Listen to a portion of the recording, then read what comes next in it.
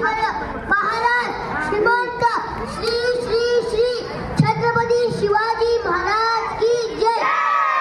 आजच्या कार्यक्रमाचे अध्यक्ष गुरुजन वर्ग आणि माझ्या बालमित्रांनो, माझे नाव आदित्य विठ्ठलराव कल्याणकर आहे। मी इयत्ता 2री मध्ये शिकत असून माझ्या शाळेचे नाव महात्मा फुले प्राथमिक शाळा बाबानगर नांदेड आहे। मित्रांनो, आज मी तुमच्यासमोर छत्रपती शिवरायांच्या काळातील एक कथा सादर करीत आहे। माझ्या कथेचे नाव आहे आदर्श न्यायाधीश छत्रपती शिवराय।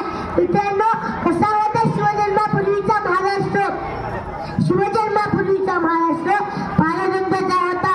आया बहिणींवर अत्याचार होत होते, शेतकऱ्यांना कामगारांना गुलाम बनविलं जात होतं आणि म्हणूनच मासात जिजाऊंनी भवानी मातेला साकारावं लागलं। तेजस्वी पराक्रमी स्वराज्य स्थापनेचे सामर्थ्य असणारा पुत्र माझ्या पोटी घाल अशी प्रार्थना केली।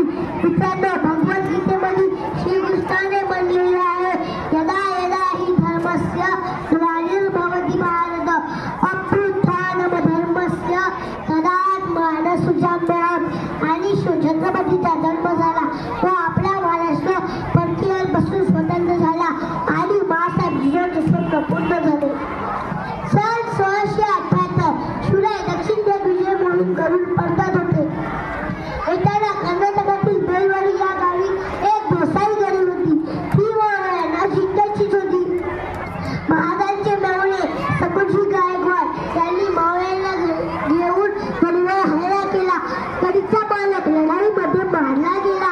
आता तर गडी फत्ते होण्यामध्ये सभा होती, पण आश्चर्य, 1 दिवस गेला, 8 दिवस गेले, 15 दिवस गेले, पण गडी काही फत्ते होत नव्हती। शेवटी महाराजांनी मावळ्याला खणखणीत निरोप पाठवला।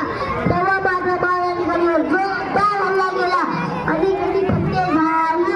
गडीचा मालक भारत तुर्की पडूनही कोणलेली तोडायची उठपणे ही गडी लढवत होती। एक स्त्री सावित्री देसाई तिचे नाव, तिच्या भारत तुर्की पडलेल्या गडीच्या मालकाची दुवापत्नी होती।